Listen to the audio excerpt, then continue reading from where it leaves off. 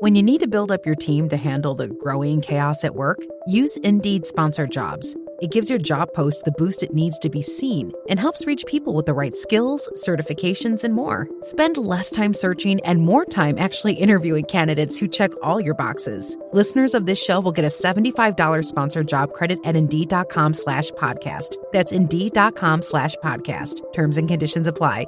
Need a hiring hero? This is a job for Indeed Sponsored Jobs. This podcast is part of the Robots Radio Rocket Club, a program designed to help all podcasts reach their full potential. For information about joining the Robots Radio Rocket Club, check out robotsradio.net. Welcome to Holocron Histories, Star Wars Canon versus Legends, where we're going to take a deep dive into the lore of the Star Wars universe. Welcome to the Holocron Histories podcast, where we talk about Star Wars canon versus legend. I am one of your hosts, Austin, also known as Teacup. And I am your other host, Ben of Temeria. Yeah, and we're here with our special patron chat, our monthly patron chat, and we've got one of our great patrons here, Syke. Hey, Syke. Hey, guys. What's happening? All right. Now, we are here to talk about something, right, Ben? Yes. Okay, good. What is that something? We are going to go over what class you would choose if you had a choice in the Star Wars universe. So this topic came up to, we all got back on a SWTOR because SWTOR.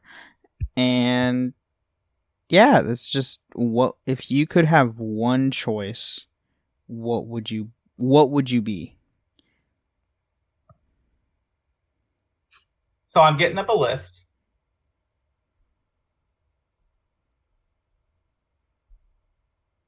So obviously you have Smuggler, Trooper, Jedi Counselor, Jedi Knight, Sith Warrior, Sith Inquisitor, Bounty Hunter, Imperial Agent. And then within those are all different subgroups as well.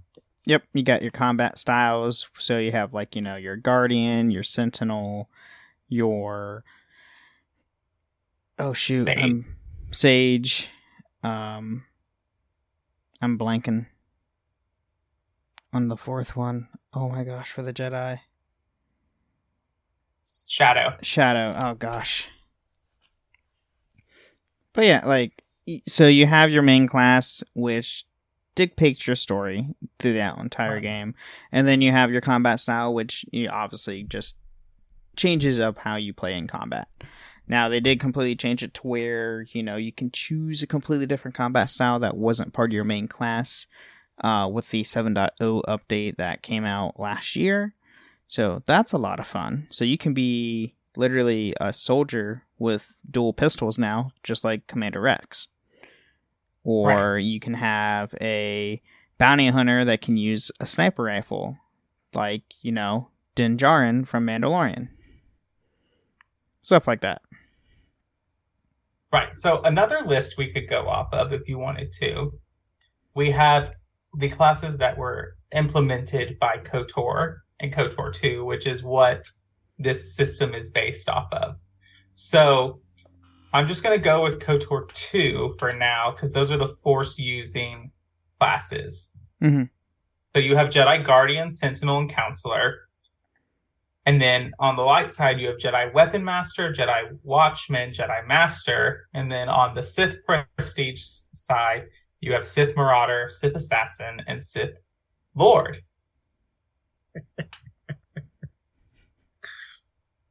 Right. So, yeah, let's start with the KOTOR stuff first, since, we talk about KOTOR, but we don't go too much into it right now. So, Syke, what would I know you played KOTOR 1 and 2. What did you choose when you were up with this decision with Kreia? I always went counselor master route because I just loved having access to all the powers, and all the force points.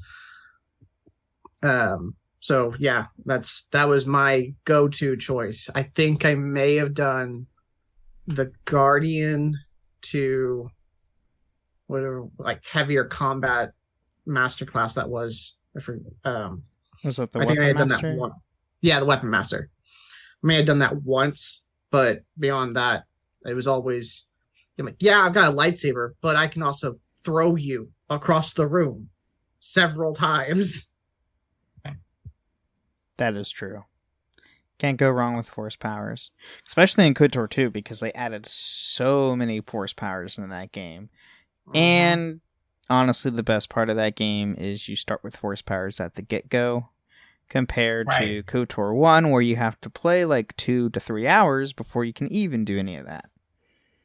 Right, unless you play the mod, which they did what they could with it to make it make sense so that you could have force powers at the start, but it still felt janky, basically. Yeah, that's fair. Which is like, well, it just comes to the point of like, with the story, you're like hiding out on Terrace, but if you're walking around on Terrace wielding and swinging a lightsaber right in front of these Sith guards, like, right, like kind of defeats the purpose of hiding. Right. I thought it was interesting. I would have to say, like, once you get past Lilo, she does that anyway. Right, but you're like on the way out. That's Terrace true. at that point. But I thought it would be fun to maybe read, because before I go into what I chose, to maybe read what Kreia says about each thing. So if you're a light side, so for those of you who don't know, when you go into KOTOR 2, once you reach level 15, and I think it's like 75% or maybe like 66% one way in your alignment. So light side or dark side. But you have to be level 15 and have enough light side, dark side points to get this conversation. So if you're a light side, Kreia says, is it battle that stirs you to meet an enemy blade upon blade, such as the way of the greatest Jedi warriors, the weapon masters? Or perhaps is it investigating the mysteries of the galaxy, seeking out injustice and harm and bringing it into the light, such as the way of the Jedi Watchmen in the time of Ulic Eldroma and Exar Kun? Or perhaps your way lies in the ancient mysteries and to teach others the ways of the Force, as I have the way of the Jedi Masters. And then if you're a dark side, the Sith side, she says, similar, is it battle that stirs you to meet an enemy blade upon blade, such as the way of the greatest of the Sith marauders who seek strength in war and their rage? Or is it the way of darkness and shadow you seek, the power that comes from striking the unseen and sensing weakness in others, the way of the Sith assassins? Or perhaps your way lies with the Sith and the heart of their darkness to recognize what strength is and bring that strength to those that follow you and those that defy you, the way of the Sith Lord.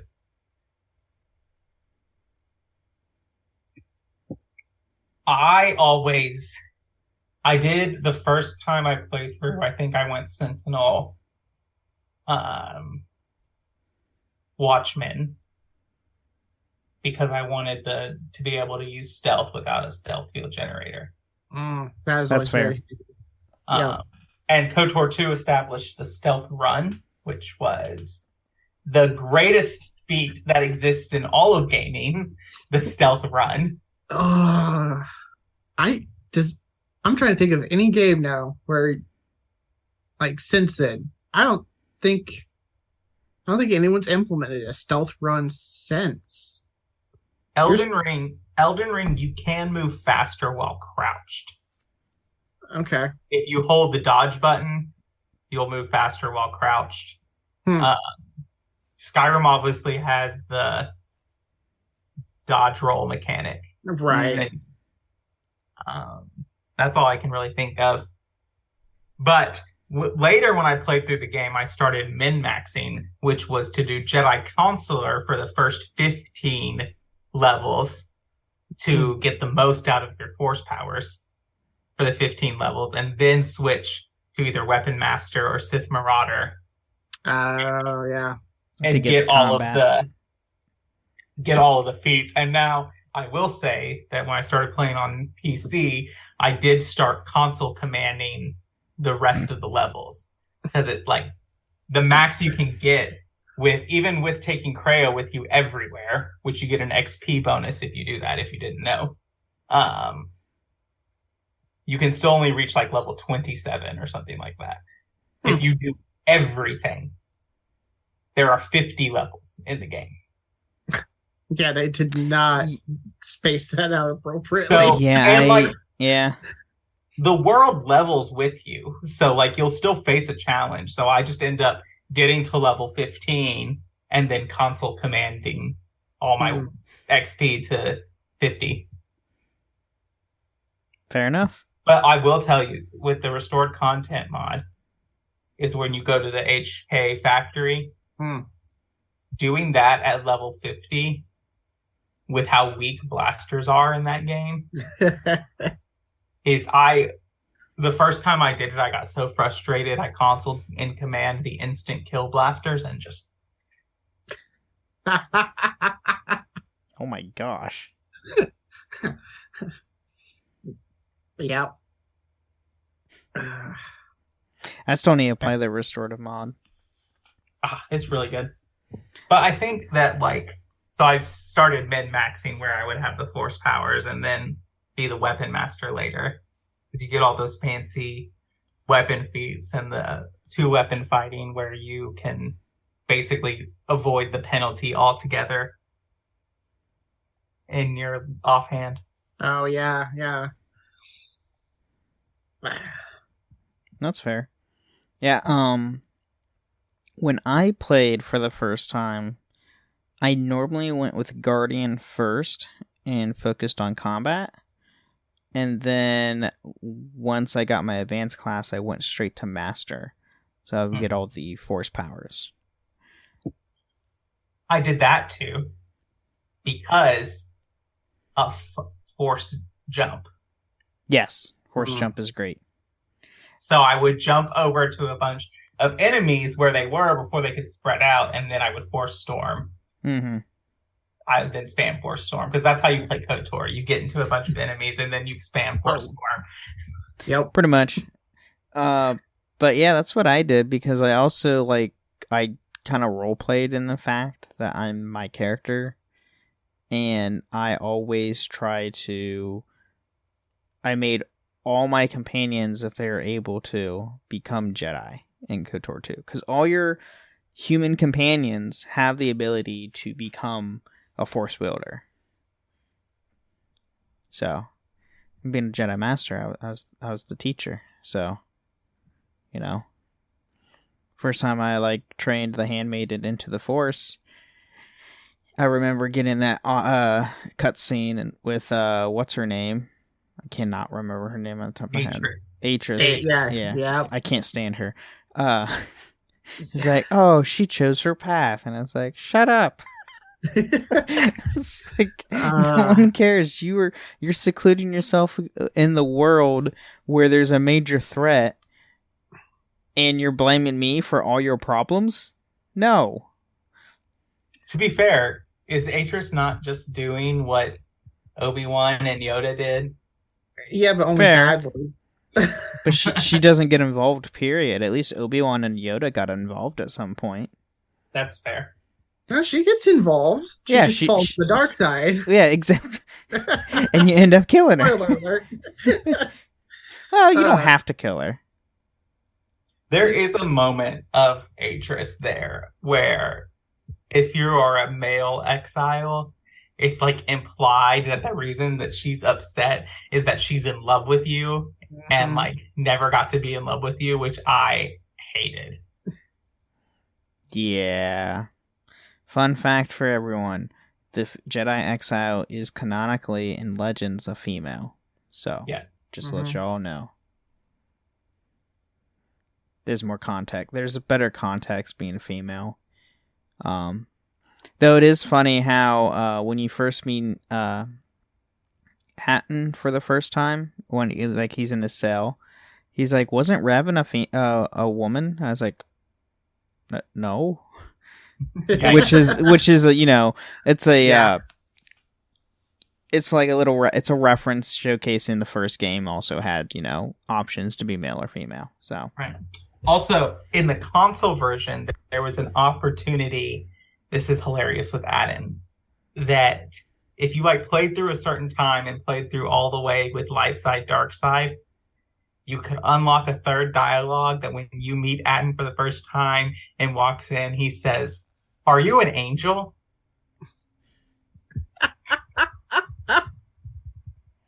And he says, "Oh my gosh." And then he says, "God, that was bad. I hope some kid doesn't use that someday." Or I did not know that. That's hysterical. I didn't know that. And I'm on console. Typically when I played it. I had it on PC back when I had PCs that could run it. So I remember I had the that poster that came with it where Atris is fighting Lord Nihilus, and when I first played the game, I was waiting for that kind of moment, and it never happened. I was just like, come on, you have this great scene here and it doesn't even exist. What's the point? Yeah, Nihilus was, the villains in KOTOR 2 to me were very anticlimactic. They're very cliched. That too. It was Nihilus wasn't that hard. And then, the only trouble I had was, with Dark Triad at the very end. And because... With the lightsabers? Yes. And I absolutely despised that. And then once you beat it, it's just, end the game, credits. And I was like, what? Well... That's it? Because, it wasn't completed. I get with that, and, this kind of goes to, where I would be, and, I think the Jedi Master is... what I would choose for me, as a person, just Jedi Master, because I want to be a Jedi and that's how my life is. Right. But even with that, the dark side choices leave everyone in a worse situation. At least, with the dark side choices of KOTOR 1, you were oh, I'm Dark Lord of the Sith, I'm going to conquer the Republic. I might be a douche, but I'm in a better place for me. Yeah, with KOTOR 2, your dark side decisions straight up make people suffer. Right, and it's your dark side so decisions terrible. don't really have. They have an effect of the future outcome, but they don't have any effect of what happens to you. It's all your companions. You still go fight Darth Treya. You still stay there on Malachor, go in search of Revan. That still happens no matter what choices you make. Yeah. But KOTOR 2 offers an interesting take if you really play it, in that KOTOR 2 does a lot of deconstruction of what we thought the Force was. But unlike certain other Star Wars medias that will remain nameless, it offers something to replace what it's tearing down. And so, I find Krea's dialogue and everything that she says incredibly fascinating, even though she is very frustrating because I can never get influence with her. It's either okay, I made a light side choice and you're mad. Okay, I'll make dark side choice. You're mad that I made dark side choices. What do you want me to do, Freya? Come on. What do you want? Be gray. That's what you need to do. No. He wants you to listen to her. But also, KOTOR 2 changed up to where, compared to 1, depending on your choices in the game, you got a different companion when you got to Nar Shaddaa. Yes, between, because if you have light side, you have Mira, right? Mm-hmm. And dark side, you get Hanar, the Wookiee, the first evil Wookiee. Yes. Oh yeah! Oh my god! Yeah, completely forgot about that. I liked Mira better. I do too. I will be quite honest with you. I got so frustrated because I could not fight all the UB bounty hunters with Mira. Like, I just couldn't figure out how to best do that. So I saved Scum, went and made a bunch of bad decisions, got Hanar, and literally leveled the entire thing without breaking a sweat because of Wookiee rage. Oh, yeah. Well, you gotta do what you gotta do, I guess. Like, I always recruit Mira more for the fact towards the end when you get to Malachor, I have her trained as a Jedi, so she's using a lightsaber, and she has that fight with Hanar at the very end. I was like, yes, this is great. Which you can. Did you know you can lose? Yes. Like, if you die, she dies. It's not like a load your game, like game over screen. It's she dies, and Hanar's basically like, that was unsatisfying, and then walks away. Yeah. Yeah. 'Cause you could have Mira, Anton, they could Jedi up, and then you could have Baldur. He becomes a Guardian. His turning him to a Jedi is a pain in the butt. Yeah, he is hard. Atton's he's the worst because you have to hit the right dialogue for him because he's I don't believe in he's a very Han character. Right. But you have if you want to do it to where you can get enough influence with Beodor to do Beodor as well, you have to get Atton's early influence points so you can use the later influence points on Beodor. Yeah.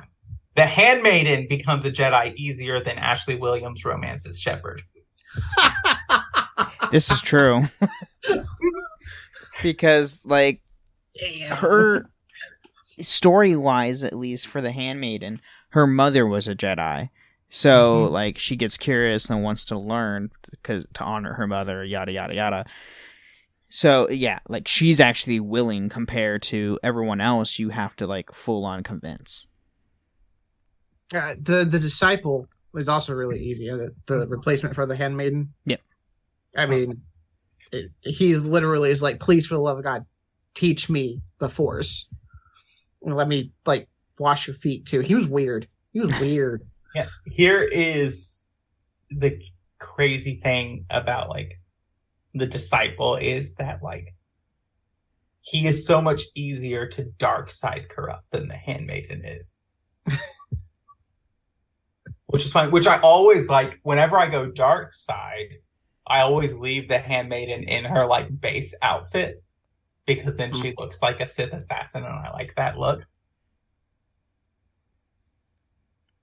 Okay, I can see that. But yeah, so I do have a kind of follow-up question. When you play this, do you use the prescribed lightsaber color for your character? So, if you were a counselor, did you use green, sentinel yellow, guardian? No, because in 2, you got so many new crystals. In the first one, you got green, yellow, blue, and purple, and red, of course. But, purple was the, oh my God, color. And then in this one, you get, a silvery blue, a silvery green, you had options, and those were awesome. So yeah, as soon as I got something else, I tossed that in outside of the basic colors. Dang.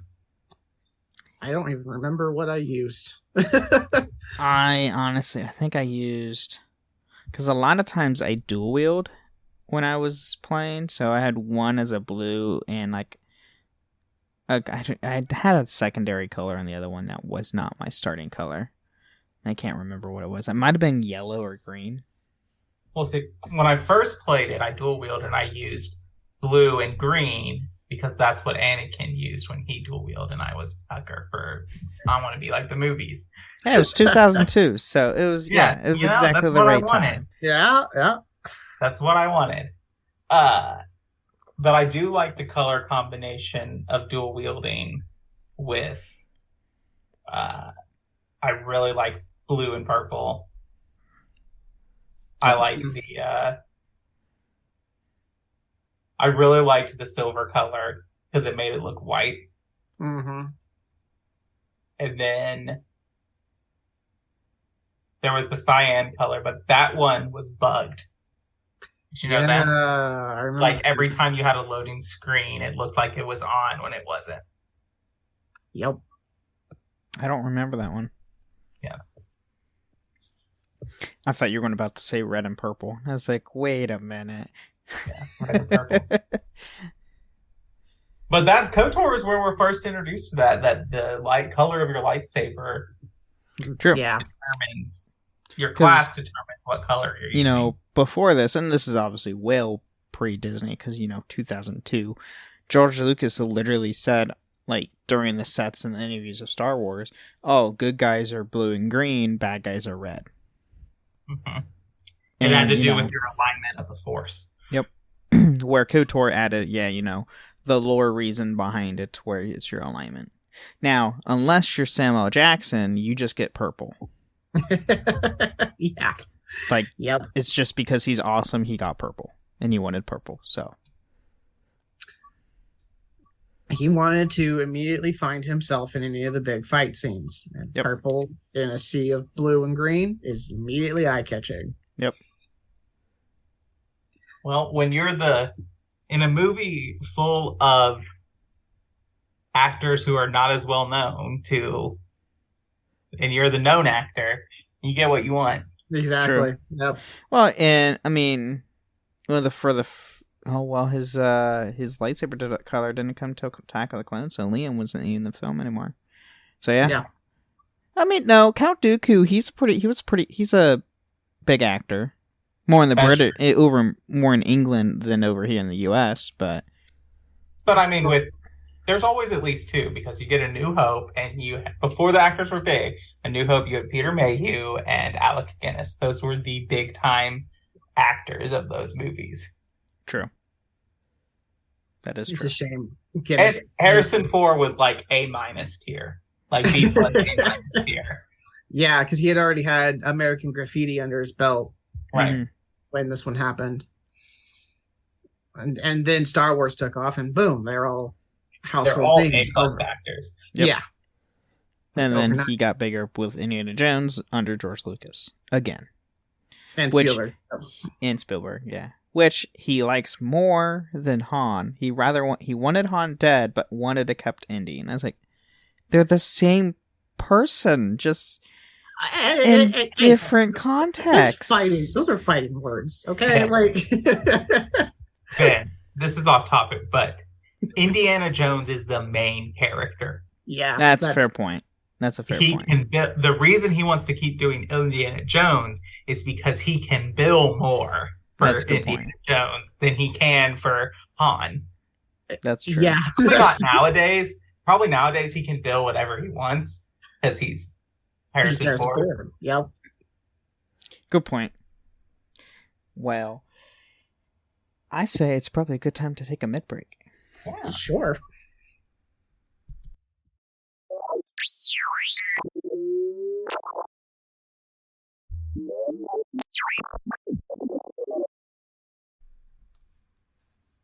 All right. Well, welcome to the middle of the show where we take time to thank our patrons. So thank you to all of those who sign up on Patreon to support us. If you'd like to support us and hang out with us in Patron Chats, you can go to patreon.com/holocronhistories and hang out with us there.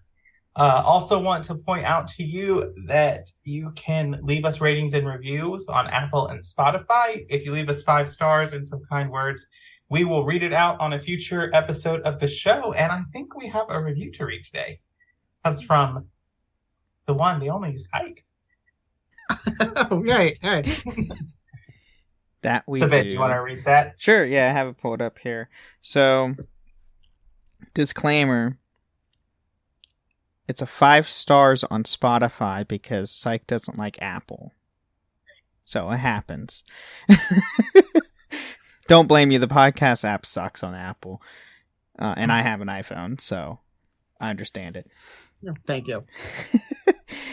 So, it's Star Wars lore. What's there not to love? 5 stars. Star Wars is a huge citation needed. How can just two guys take apart so much history? Apparently quite well and relatively easy.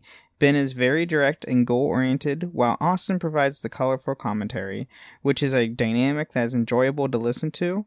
It is incredibly helpful to have the canon and the EU brought side by side, and I have learned so much from this podcast. It helped me deepen my own love for the series, for which I thank them. Keep it up, guys.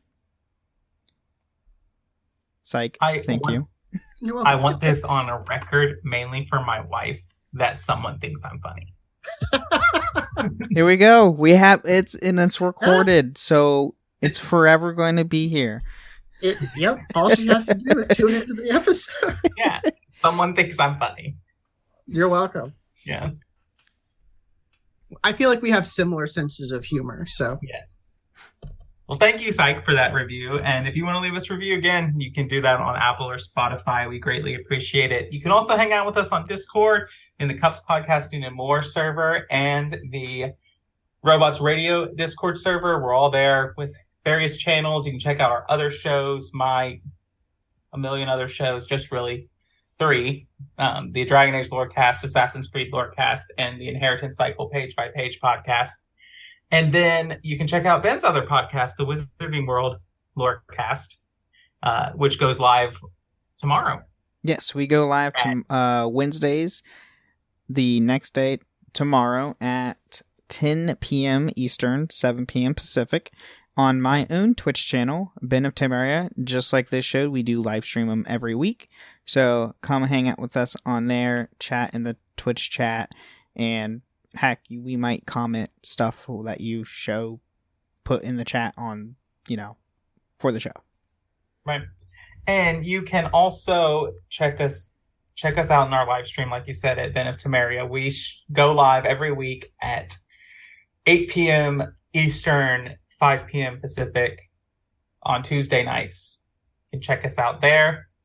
And yeah, the last thing I just want to tell you about is that the Cups Podcasting, which is what I'm a part of, and the Cups Podcasting server that this podcast is a part of as well, we have launched a website, cupspodcasting.com, and you can go there and you can find this show there too. And so you can listen and get stuff downloaded through there. And you can also you can find links to the Discord there. You can come on the Discord, play SWTOR with us, join our new Minecraft server where they're apparently building, if you're a Dragon Age fan, they're building Skyhold, which sounds ambitious. That's too ambitious, I think. Like, what? Well, they've tried to build it in The Sims, but there's not a like land slot that's big enough to do it. That's fair. Yep. Still, oh gosh. That's going to take a while. We'll see what happens there. Hopefully we see one day. And I keep scooting out of the screen. But yeah, so you can come and hang out with us there. And I think that's all that we have today. Cool. So yeah, let's get back more into class stuff.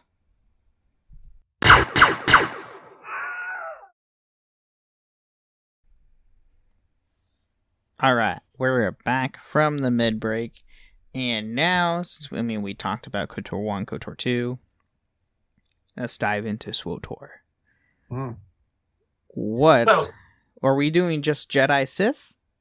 Or anything? Well, we could do that. So, there's just the kind of thing of, the origin you pick doesn't have a lot of, play on how you play the game. True. That's more of your combat style, or they used to call it something different before combat style. But it was called before. Oh god, I can't remember what it was before combat style. It's basically like you pick this and that's it. Right. And so it's interesting to me that maybe it's more for me.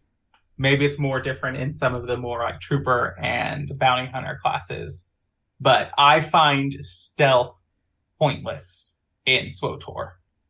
And so I always either go full on force powers or like support whatever, or just straight up let me hit you in the face with a sword or a lightsaber. Yeah, I mean, so obviously SWTOR plays completely different from KOTOR 1 and 2, where it's an MMO setting. So yes, stealth in most MMOs is kind of redundant because you just have mobs of enemies in specific locations to grind XP and all that stuff. So yeah, I get your point there. It makes zero sense to even have stealth in that game. But I know some classes have stealth, like the Scoundrel has stealth, the Shadow has stealth, and some other combat styles do too. Right. But it's mainly just getting around and do like flanking maneuvers. That's basically it. Right. I mean, isn't there still the whole, like, put a group together, run what's the dungeon equivalent on SWTOR? Like, so like flashpoints? Yeah. Yeah, flashpoint. There it is. So, I mean, having a rogue type that can stealth, and you have the main party start gathering the boss or the mobs or whatever, and then your rogue does their rogue thing so that they can start doing their DPS stuff. Like, I get it on that level of when you're with a party, but when you're solo playing, it's like, okay, there's like 6 of them over there. I'm gonna go kill them real quick. There's really no point to doing the whole rogue setup. No. Yeah, no. And like, yeah, it's better and operations and flashpoints being the dungeons, or if you play Destiny, strikes, whereas operations are more like raids, to where they're 6-man party, or I think there might be up to 8. I can't remember the top of my head. I haven't played an operation before. But yeah, typically you'll have a lot more players involved to where, yeah, you can do like more stealth based stuff to get a flank on around like the boss and deal more massive damage and stuff like that. Tanks are always, viable in any MMO. Oh yeah. So yeah, I mean, with SWTOR, it's an MMO, but it's very similar to like Elder Scrolls Online, to where any of the classes, any of the combat styles can play any of the 3. Like, you can be healer, tank, or DPS. They can play all 3. And really, like, honestly, just play the way you want to play. I honestly just play for the story. I don't play for anything else. And you can play Flashpoint solo. They actually added a thing to where you get your companion, your main companion that you have, or any of your companions can join you, and then an AI companion joins you as well. Typically, it's a droid. So you can play Flashpoints completely solo.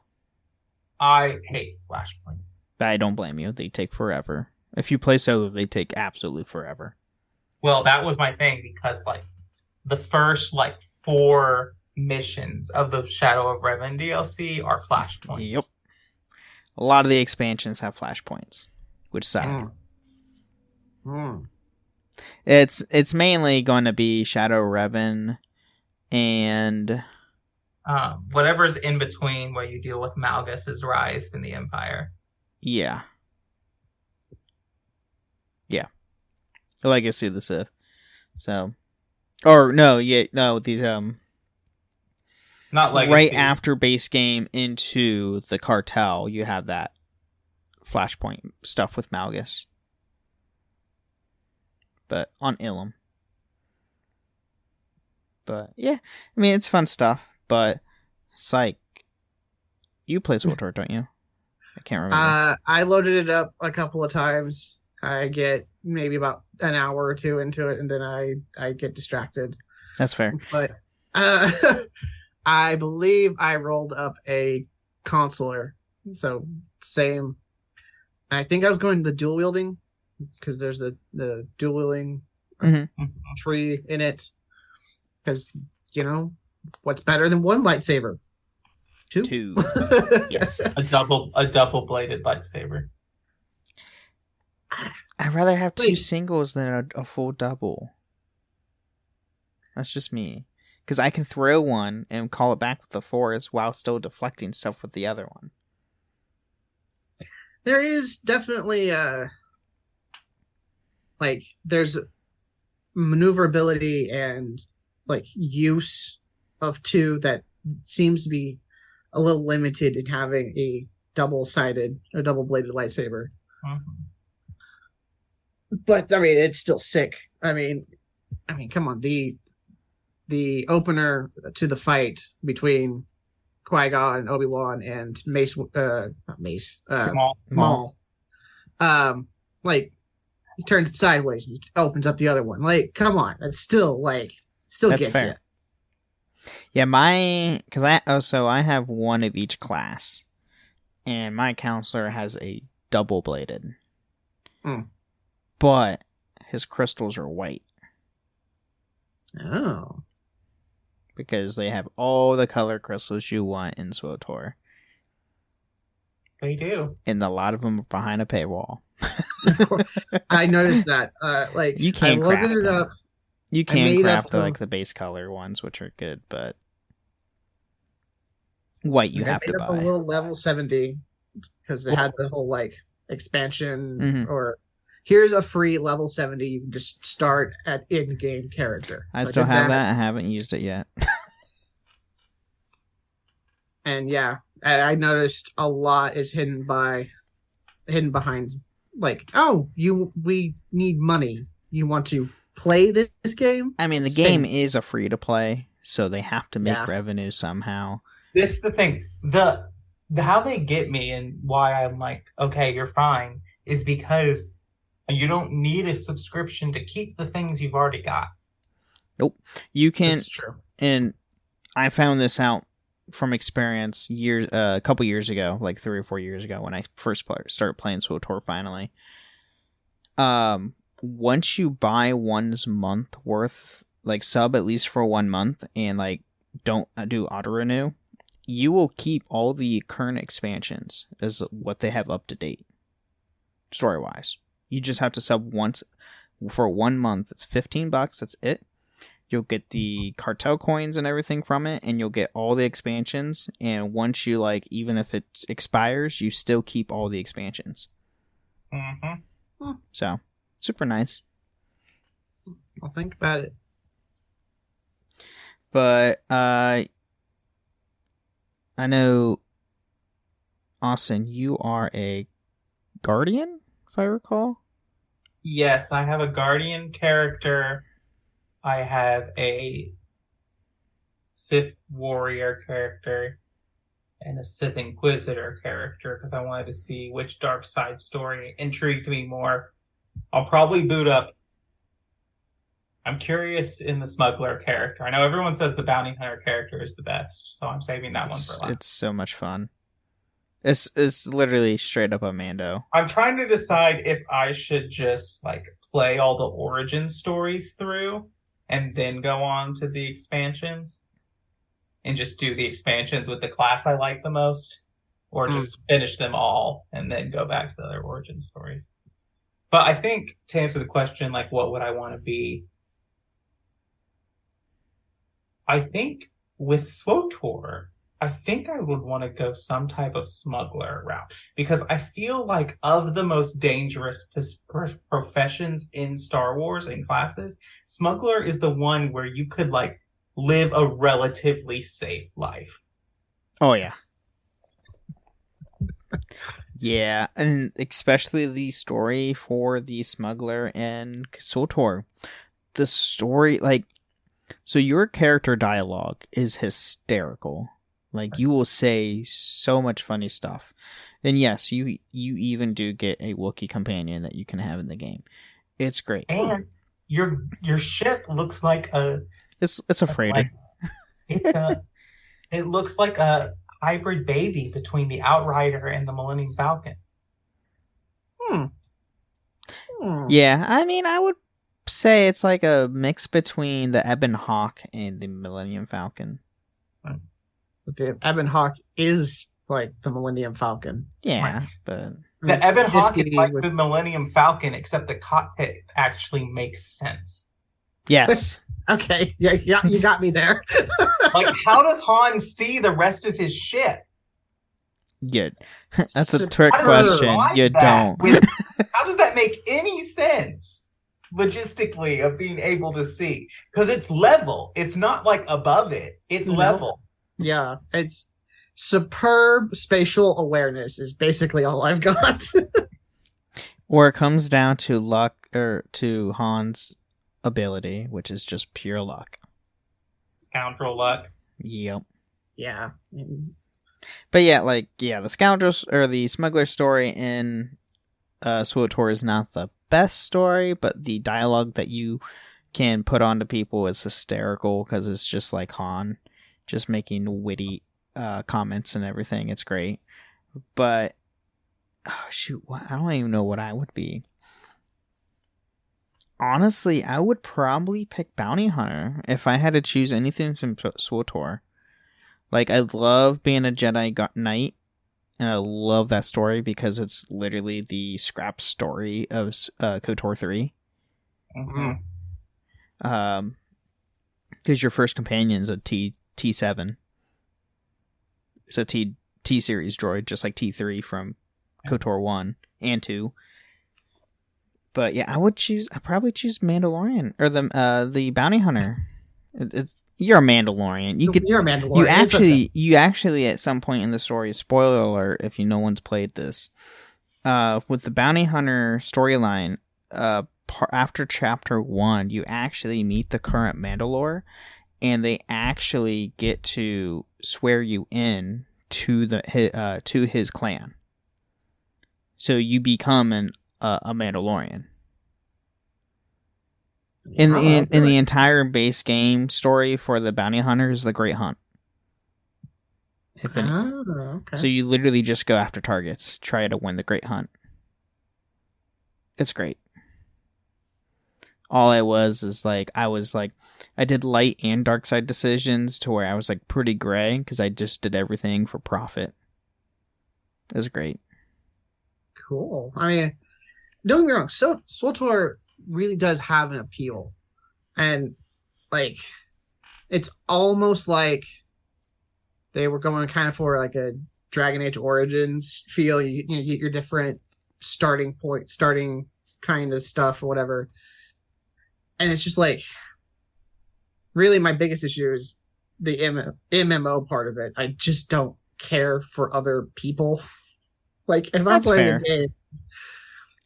playing a game, it's for me. Other people can just, go on. I mean, honestly, that's the best thing about like SWTOR and even ESO. They're MMO games, but you can completely play them solo. Like, that's what I do. I don't even play with people half the time. With SWTOR, I literally just play alone. ESO, I'll play with friends from time to time from the Robots Radio community, but that's on rare occasions if I'm on. But yeah, SWTOR it's literally me just experience all the stories in Star Wars universe. Plus you have all the races. True. Like my Imperial Agent's a Chiss. My Jedi Counselor is a Mirror... No, not Mirror-Lucan. I can't remember the name of the... Maybe it is Mirror-Lucan. They're the species that's blind and they see through the Force. Is that a Mirror-Lucan? Okay. Yeah. And then my soldier, my Republic soldier is a cyborg, and same as my bounty hunter. They're both cyborgs.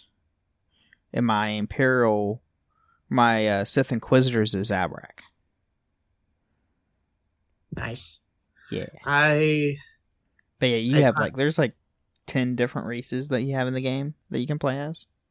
Yeah, I think they hid about half of them behind a paywall. There's only I remember Chiss was definitely. Yeah. There's only 4 behind a paywall. Chiss is part of base game. Is it? Mm-hmm. Okay. I may be mistaken. There's some that you unlock right away by subscribing, but most of them are accessible by playing the game.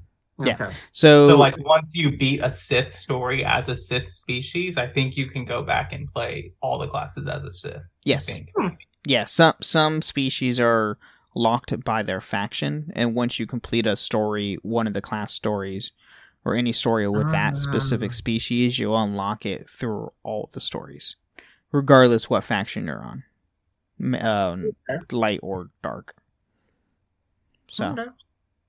but yeah, I think there's only like 4 races blocked behind it, like the Torgoda, the they're the cat-like species, and I can't remember. I was about to say Khajiit, and that's not Cathar. Cathar. There you go. Cathar. And then I know there's Kit Fisto's race. I can never remember their name on the top of my head. Numorian or it starts with an N. Yeah, I can't remember. And then there's like one more. Something like that. But yeah, like it's a lot of fun. Each story is very unique. Sith Warrior is pretty straightforward, same as Jedi Knight. Jedi Knight, you're the hero. You save the galaxy from this evil person trying to take over the universe. Blah blah blah. Sith Warrior is literally, you become a dark side of the Sith by literally betraying your master and everything. Yeah. So, and then I've only played a bit of the Sith Inquisitor. You execute a lot of people, or you can. Naturally. You can electrocute a lot of people. So. And then Counselor, you literally just go and find the ancient Jedi holocrons, try to solve a mystery with the Force and all that. Which you do, that is the only storyline you actually meet Basila. She's in that storyline as a holocron encoded hollow image that you can converse with, as well as other... Shadow of Revan? No, is part of base game. Oh. And then, Which story is that? Counselor. Oh. And then, with Shadow Revan, they brought back Revan. So, obviously. Did they get hail for Basila? Or is it a... Yes. Okay. Yep. They had all the, hail came back, and then, the voice for the HK droids came back for the series as well.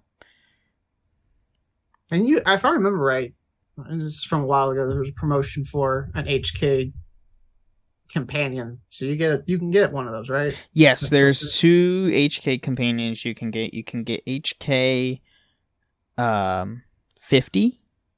HK 51. It's part of Sector X or Sector 10, which is a side thing once you beat the base game. It's a level 50 area, and it is a grind to get him because you have to go find his parts all around the galaxy. There's like 6 or 7 parts you have to go find. It's a pain. Once you unlock them for one character, then you can unlock them for all the others, so you just have to do it once, which is nice. And that's your account wide. And then part of the Knights of the Fallen Empire, they added HK 55, which is an upgraded version.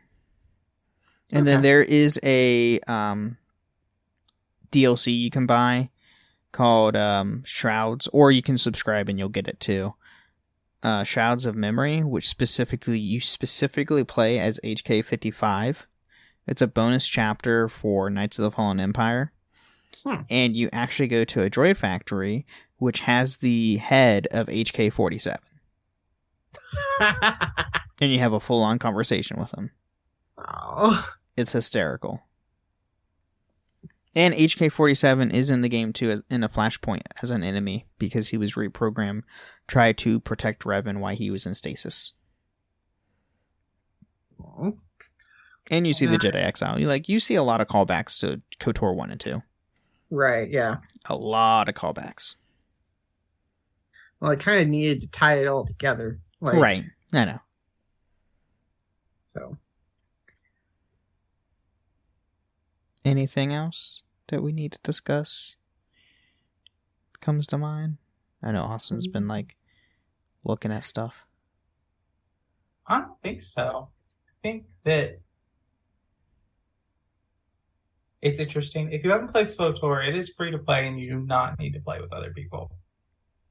It's just the one thing that I need to point. So if you don't want, if you just if you just want to experience like the base origin stories and check it out, you don't have to subscribe to do that. You can do all of that with there, and you unlock all 8 classes from the get-go without a subscription, right?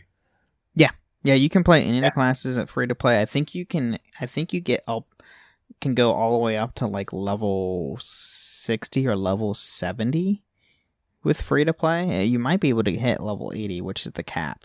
I can't remember what you can do. I think you can hit a cap on free to play. It's just you don't have access to the expansions. But yeah, I mean, it's free to play. Try it out and experience the stories. Make your own Star Wars story. It's great.